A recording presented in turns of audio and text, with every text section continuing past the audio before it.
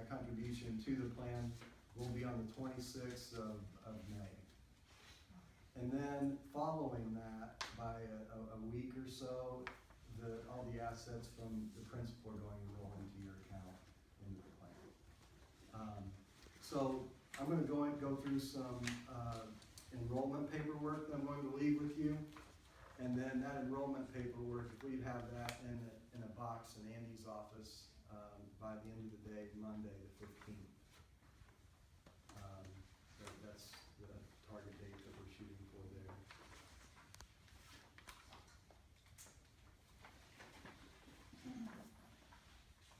Anything else? Are these Vanguard funds that are listed, are they institutional or are they separate from the typical listing that I might find in the newspaper or something?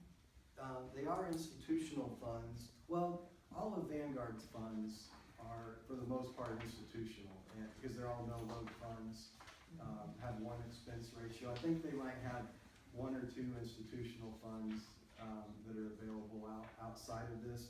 But on this front page, these ticker symbols right here on the left-hand side, Right. if you type those into Google or Yahoo, it'll pull up their fund and the full history of that individual fund.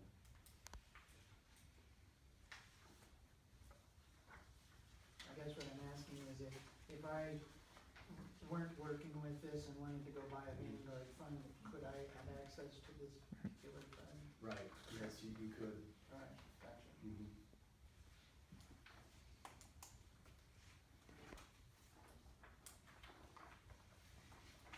Anything else before we go through? Another thing that is, that I'm aware of, there are some Kansas City Life accounts from an old 403B plan that was prior to principal that are out there. Those can be transferred into this plan, and I would suggest that just to consolidate those. If you get a hold of me and I will sit down with you and fill out the paperwork to transfer those in. Those will transfer in at no cost. We've done it in the principal plan for a couple of people.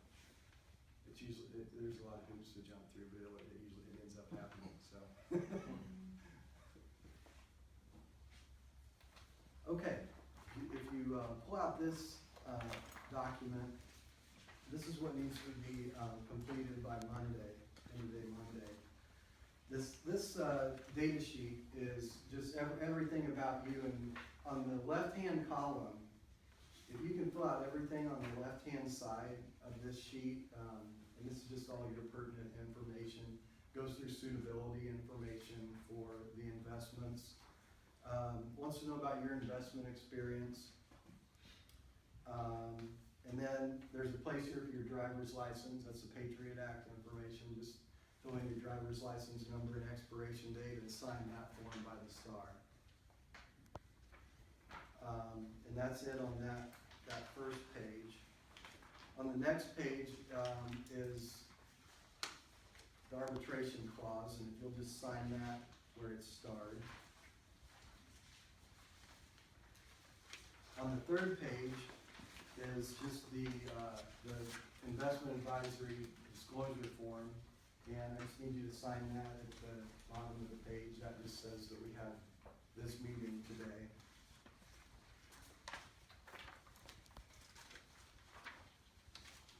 And then this qualified plan participant application on the next page.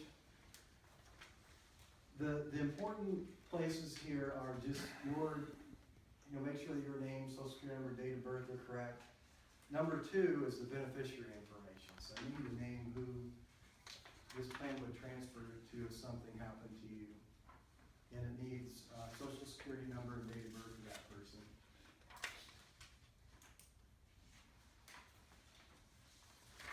If you name someone as beneficiary other than your spouse, have your spouse sign the where indicated. That's all I can say about that. Indiana's actually not Indiana actually doesn't require that signature, but some of the companies do anyway. for some reason, so. Saying it, make your wife the beneficiary.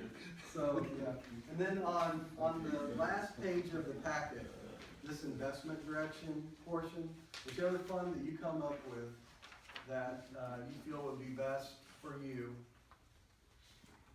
you would put 100%, and then you would fill in the name of that fund at the top. So, if you put 100% and Vanguard, 20/80, 40/60, 60/40, 70/30, or 100/0 will be the choices that you put there. And then sign at the bottom, so I have a star. What about the automatic rebalancing? Well, there won't be any automatic rebalance. Vanguard keeps track of They that. just keep, okay, Yeah, Vanguard will keep that all in balance, and we're just choosing one fund, yeah. so they'll do it for you.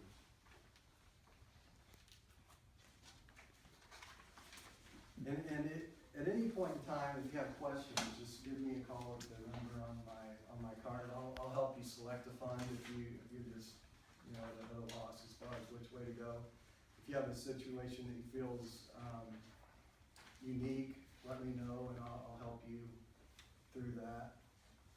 I will be in the church a couple times a year, 2 times a year, I will let Andy know. And I'll park in a room for a couple hours in the morning, and if any of you wanna set an appointment with me during those time periods to go over your accounts.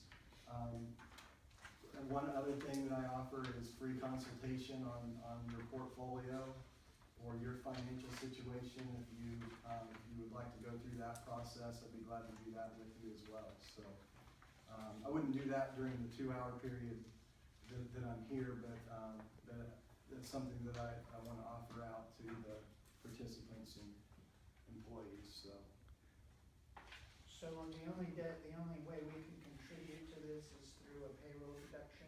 Correct. So we couldn't say if we had outside money and we wanted to pop in, If you have a retirement plan outside or another 403B plan, you can roll that into this plan. And if you're a pastor, 403B. that might be very, very beneficial. if what? If you're a pastor, that might be very, very beneficial because you can continue your housing allowance in retirement. Right. Yeah, so the housing allowance is a pretty deep subject, but the plan administrator the administrator of the plan determines the housing allowance each year. So if you retire from White River and you have a balance in the plan, they determine the housing allowance. It's possible for that money to come out without tax, up to that housing allowance. So that's a big deal if you get your money out of your retirement. Put it in before taxes and get it out with no taxes. That's a double dip, so it's an opportunity that's there, so. And that's why we have a 403B as opposed to a 401k. And if you can consolidate those, it's to your benefit to do that, and let me know, and I'd be glad to help you. There's documents to fill out to do that as well. So the last page, we just need to do 3 at the top, the number 3, and sign it. The investment direction. Yes. Do they write down how much they want to have taken out of their paycheck anywhere in the documentation, or it'll stay the same that you're at right now unless you guys let me know Yeah, differently? I have a form that they can use for that, or if you Right. don't.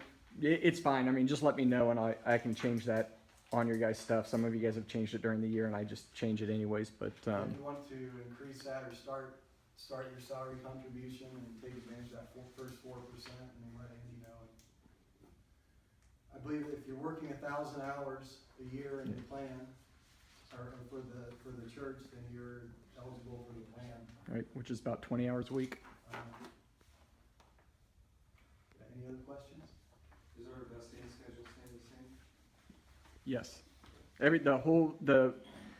All the nuts and bolts of the plan are going to stay the same. It's just where the money's going to be invested, and who the TPA is, who does all of our testing to make sure we stay in compliance. That's going to change also, but Just so I'm clear, you can't add new money. It's not a part of the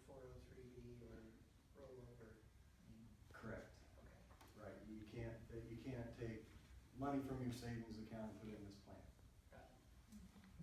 But you can contribute up to that total amount. So let's say you have 10 grand in your savings account and you're want to defer $18,000. I can work with your paycheck to do all that. I mean, we can make it work, right? But I don't know what money you're talking about that you're wanting to put in there. So basically, you live off your savings and then defer it. So.